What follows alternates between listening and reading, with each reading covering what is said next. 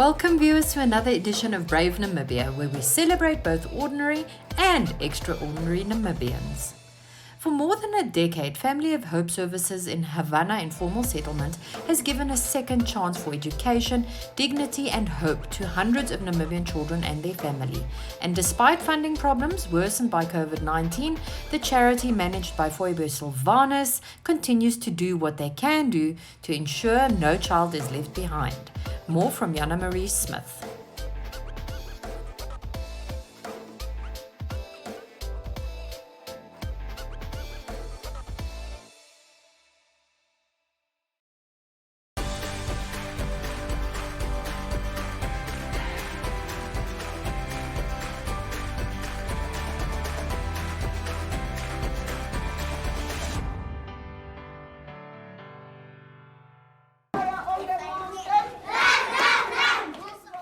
Since opening their doors in the early 2000s to provide food to children in need, the Family of Hope Services charity has worked tirelessly towards one goal: restoring hope, dignity and love to some of the most vulnerable children in their community. Basically, for us as an organization, we believe in restoring joy, hope and dignity, and how we can also empower one another, because it's very challenging when you wake up each and every day going to work, and sometimes there is no salary. But what motivates us is the love that we have to give to one another, the love that we have to share as a team, being respectful to one another, also being kindness. What does kindness mean? Is being generous to others. Being generous is what you have, because sometimes it's not about just money, but it's about the smile that you reach out to the child, how you give the hug to the child, how do you make them to feel like they are special and they are unique in their own way, and there is no one like them. So that is what we believe, and that's what keeps us going. When we see children being in formal school and they come back and say, teacher, me, I'm now in grade 2, I'm promoted, or I'm at university, that just keeps us motivating us, and that keeps us moving. Yesterday when I was busy talking to a group of teachers, we were busy training them. We spoke about how important is learning through play, and especially continually the teachers, they need to praise the children. And I told them that there are 101 ways of praising a child. And why am I with Family Hope? Maybe days where I could even say I'm working with them is because of the passion that they have for children. And seeing quite a number of children not being to school, just in the streets, it really shakes my heart. Over the past decade and a half, FHS has evolved to cater to a myriad of challenges faced by children from some of the poorest informal settlements in Windhoek, including a remedial program that helps kids who fell through the formal education network get back to school. Their work has paid off. Several FHS graduates are now back at the centre, diplomas and university degrees in hand, to give back and help the next generation of kids. This remedial program is a specific program. A program that has children who never been into school, and some are dropouts, and what we do, we accelerate their learning so that the following year they go back into the system, into the mainstream. That is really the work that we do. It's not really easy, but we are there. 2017, I enrolled, continue with my honors degree in library information science with a minor in sociology. Currently, as I'm speaking, I completed with my honors degree last year, the FHS. I would say they really helped me, because I had no hope. I didn't have that hope that maybe I'll be able to continue with my school or something, or at least become someone in life as I am today. They helped a lot of children to get back into school, and I'm so grateful for that. So FHS have really done a lot in my life, and I'm thankful for that. Thank you. My certificate, I was able to enroll at the University of Namibia for a bachelor's degree in social work. I cannot imagine my life without FHS. They really mean a lot to me, and also to everyone else. We are really proud. We look back and we say, thank God, and at least we are doing a different a difference in the children's life. The other person was asking me, what are you doing? I say, what we do is kindness. It's kindness because all our programs, what do? They are there to restore hope, joy, and dignity of the children. As with many organizations, FHS has faced an uphill battle in sponsorship, more so with the COVID-19 pandemic. Yet despite funding stretched to the limits, the centre serves more than 1,300 meals each week to 365 children as part of its community feeding program. With hunger, it's really terrible, and it's terrible in a sense that you can see it in the face of the child. A hungry mind cannot study. These are children that are having issues of absenteeism. These are children that come to school without a lunch box. Children that are malnutrition, they are not growing. So those are the children that benefit from our feeding program. Initially, when we started beginning of the year, we said we want only to feed 265. Now with the issues of corona coming in also, we saw that a lot of parents have lost their jobs, there are no income, there is no food, neighbors are no longer sharing. So currently the challenge that we have for the feeding program is sometimes the food is not sufficient, because imagine cooking for 365 children, it's not a joke. Kids are hungry, the parents also, quite a lot of them, they lost income, and some, their salaries were reduced. It becomes really a huge problem, because how is the child going to develop if the child does not eat? So it became now difficult with COVID-19 for us to actually get funding. And also when you get funding, this funding sometimes probably it's just on food. But when it's only on food, then we also have like human resources also, the teachers that are teaching the children, especially we now with this remedial program. The kids, we are not asking them a lot of money for them to pay because of their circumstance. We are giving them a second chance, and we want at least for them to break that poverty cycle. At least when they get educated, we know that that family life will be improved. Now with the teachers, sometimes you have teachers, but then the teacher, you don't have even income to offer them an incentive. And then you also have the women that are coming also for the feeding program. Also, we need to give them also something. So currently at the moment, our bicycle workshop also comes in a substitute, because we said, okay, now let's also try our own level best to generate income also, not just to look at sponsor, but also let's also get second-hand bicycle through Bicycle Empowerment Network. Let's sell the bicycle and let's generate some income to sustain the program. At the moment, I can say that we are outsourcing for sponsorship. Over the years, FHS has evolved to cater to the many needs of vulnerable and orphan children. Apart from the back-to-school assistance program and the feeding scheme, FHS provides one-on-one counseling for struggling kids, parent workshops, career and upliftment programs, tutoring services, and, when possible, a treat or two. Time to time when we have sponsorship, we also take them for a retreat also. Because one of the things that we realize that most of the children, they don't go out. They are always here in the informal settlement. There is no exposure for them. Even you ask them where is town, they will tell you it's Okuryongaba, or they will tell you Pick and Pay, because that's where they go. Because even when we have this career day, when you ask them, what do you want to become when you grow up? Security guard. What do you want to become when you grow up? Taxi driver. This is the reality. This is what they see on the daily basis. Then when you take them out also there and you they explore different career, maybe their mindset will also change, that I want to be a doctor, I want to be a nurse. Because I believe that people change because of the story for the next person. I mean, when I'm telling my story, I'm actually inspiring someone, or I'm actually also restoring someone's hope who was like about to give up. But also when they hear about my story, they will realize that I'm not alone, but there is also life after this that I have to go through. Having worked so closely with some of the most vulnerable communities in Windhoek's informal settlements, Foebe and her colleagues have gained an expert understanding of the challenges faced by informal settlements and their residents.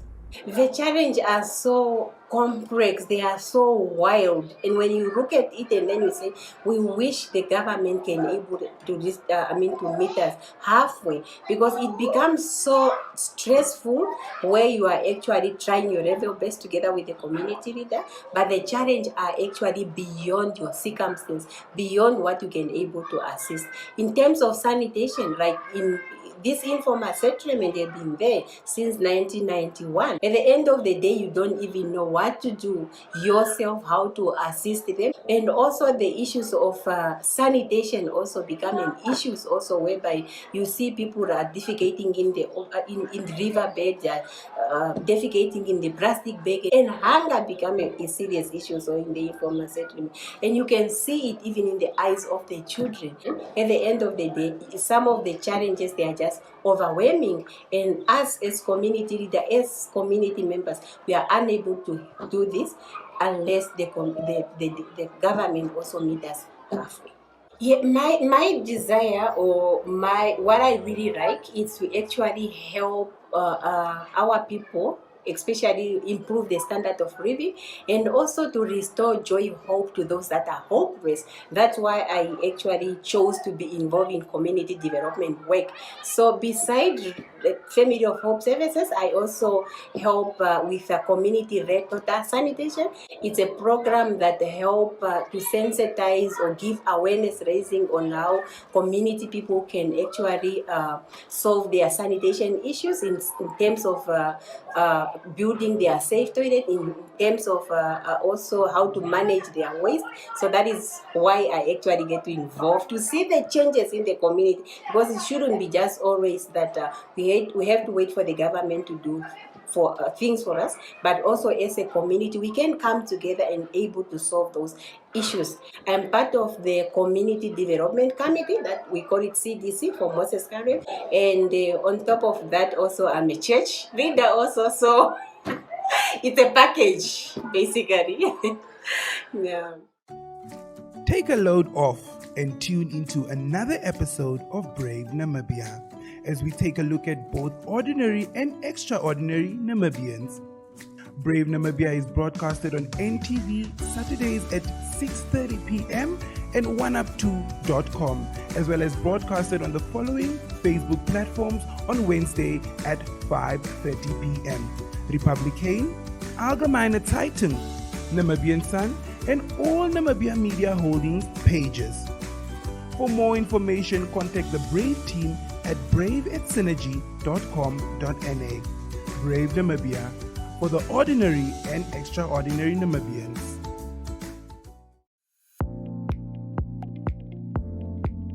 Newsprint Namibia is a web offset printing operation that specializes in the printing of newspapers and commercial inserts. We are the leaders in our industry, with the highest quality print work and the shortest turnaround time from computer to print and delivery anywhere in the country daily. Newsprint was established mainly as a newspaper print company, but had to diversify its business to do commercial printing as required in the market.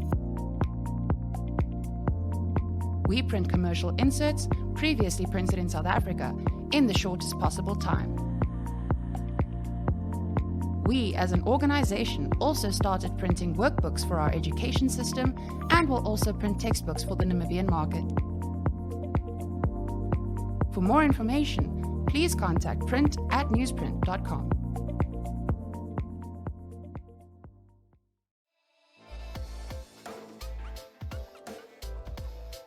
In our next clip, Junior Kapofi chatted to Martin Kapuka, the writer and director of Normalized Therapy, a film initiative of the final year public relations students at UNAM that highlights mental health issues and how to deal with them. Also, Elizabeth Joseph chats to Martin Ndlovu, the head of Microsoft Africa.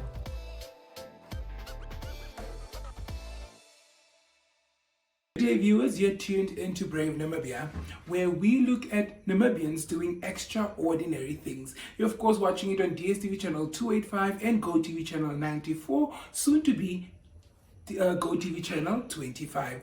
Now, we are going to take a look at a video of Martin Kapuka, who is the writer and director of Normalized Therapy. Now, this was a movie that the final year film students at the University of Namibia came up with. Let's take a look at the brains behind it. Corner. Now, I'm of course seated here with Martin Kapuka, the writer and director of that is of course the Normalized Therapy. Short film. Yes. How are you doing? Good, thanks. What's up, bro? Good. Right. So tell us a little bit about what inspired Normalized Therapy. Normalized Therapy is actually an initiative of a collective of PR students, final year students at the University of Namibia. It's part of their media planning module. We had to do changing behavior campaign. Yeah. So with all the brainstorming, we ended up coming up with Normalized Therapy. Yes. Wow. Okay. So tell us a little bit about the short film. What can people expect when watching the film? Basically, Normalized Therapy addresses mental health issues that are affecting our society. So in the film, you can expect different concepts, different real life concepts that actually happen amongst us. Not everything, but like some concepts that actually do happen amongst ourselves, and just showing you like, different solutions to such problems in case somebody actually goes through them, whether it's yourself or somebody that you know. How to actually go about it, and basically just to trigger the conversation of let's normalize therapy. Wow, that's really amazing. All right, so what is the impact thus far that you guys have seen since you've released the short film? We had the launch at Goethe Institute, and after we previewed the film, we gave people 10 minutes to just discuss the film and to discuss mental health as a subject. We ended up going 15 minutes extra. 15 minutes extra. Okay. And actually, we had to literally cut it short. Yeah. And apologize to the people while we had like 5 to 6 other people still wanting to give their opinion. Yeah. Yes. So that showed that the film, that there was an impact on the people. Yeah. We worked with Nafimane legal practitioners. Funny thing. So the co-founder of this law firm is actually the main character.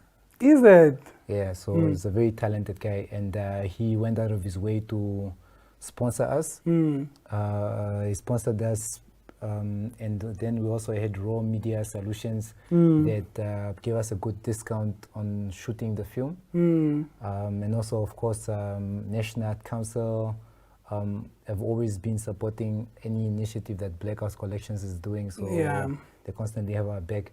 And Goethe Institute, basically. Yeah, those are the people that made it possible.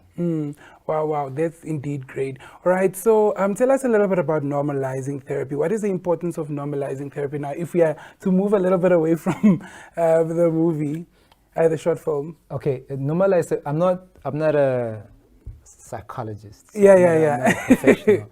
Yeah. And that's not to say your problem is not that important, but like talk to somebody, it might save your life. Wow, that's really amazing. I love that saying, actually, because you always think your problem is bigger until you hear the next problem, and you're like, yo, Hannah, God is actually with me throughout. Exactly. Yeah. All right. So where can our Namibians find the film? YouTube. It's definitely on YouTube. We're still trying to get it on any other broadcasting platform, since the idea is to raise awareness. So we want as many people to watch it. So, but for now, it's available on YouTube. Hopefully, over the week, we can get it to other broadcasting platforms. Wow, that's really amazing. All right, before I let you go as well, why would you recommend our Namibians to watch this film? Well, we have a stigmatized situation in Namibia where therapy is like, it's not our thing. And in this film, we show people that, look, you might be in this situation. Yeah. And this is how typically you're likely thinking. But did you know, have you gone to therapy, you will find A, B, and C that there will be solutions that you might have not thought about. Yeah. And another reason why Namibia needs to actually watch normalized therapy is because, one, it's a collective of final year students. Yeah. It's a product of, it's a local film, yes. And mostly especially with the youth, they're still trying to figure out where they're going to go study. So it's just an opportunity to show them actually what places like the University of Namibia are actually doing with their students. Yeah, that's actually a really, really great initiative, because I love to see students that are still learning how to make films, already producing such amazing films that are having an impact on the Namibian nation at large. All right, thank you so much for joining us today. Before I let you go, is there anything else you'd like to share with our viewers? Just basically, I'd like to give a message to all the organizations that are actually doing the most already, that are actually assisting students, because that was an obstacle that we faced. We wouldn't have been able to produce this had we not gotten financial support. So organizations that are really currently doing the most, that are assisting the youth, continue doing that. And for those that are still looking for something worthy of supporting, this campaign it basically started off as as an academic assessment. However, we have now crossed over. We've gotten a distinction already at school, and now we're trying to materialize it in real life. So they shouldn't hesitate to reach out if they want to support. Definitely. And if we do come to their door, they should please open it and sit down with us and see how they can assist us to making it a national thing. Right, so where can they reach you? Share your contacts, your email. blackhousecollections@gmail.com, Instagram, Facebook, or my cell phone. 081 This is your company. 2071365. That's so it's in my hand.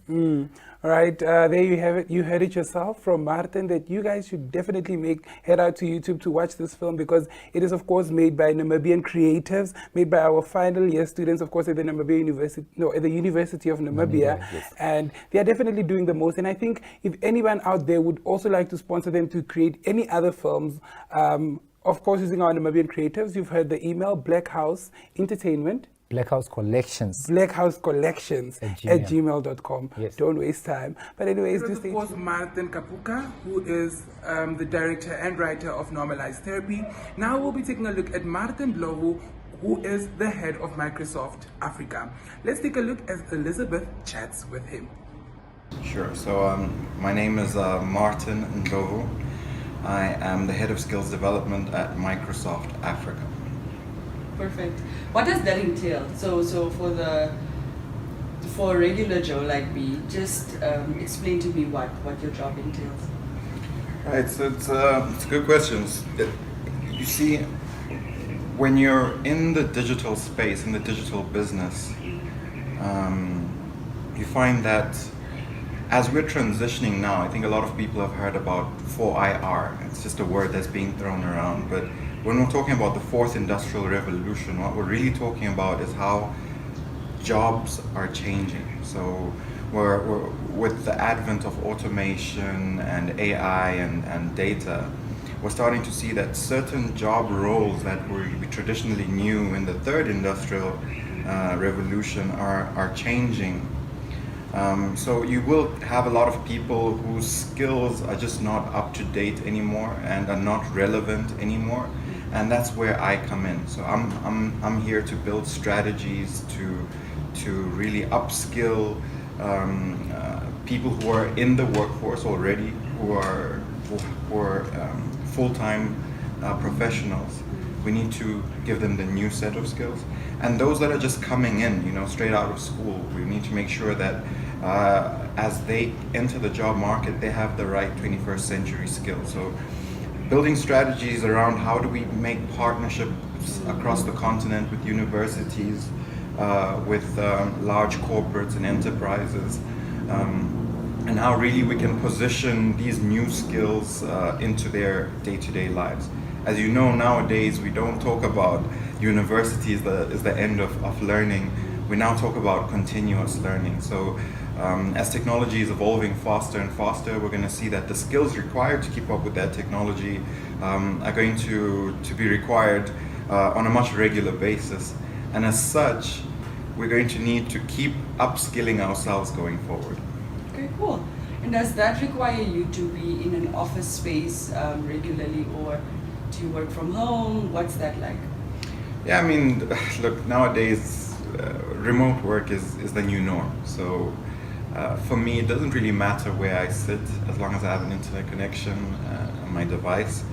But yeah, I do cover the whole of Africa. So maybe now due to travel restrictions and so on, I won't be visiting in person. But like I said, luckily we have the ability to do the video conferencing. Cool. And just a little bit about yourself. How did you, what were some of the, what educational background did you need in order for you to be in the line of work that you are? So I have to say, I did study computer science, and obviously that helps because you truly do understand the depths of the digital skills that we're building strategies for. However, my role currently is more of a business development role than a software engineering role, for example.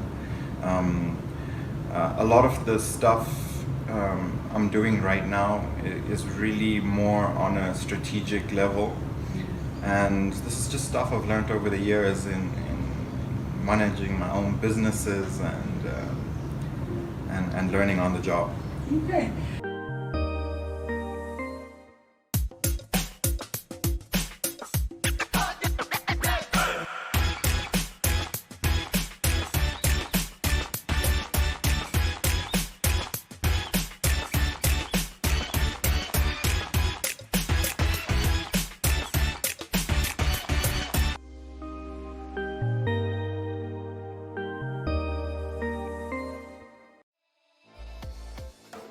Thank you for tuning in today. If you know of someone you feel should feature on our show, please contact us at brave@synergy.com.na.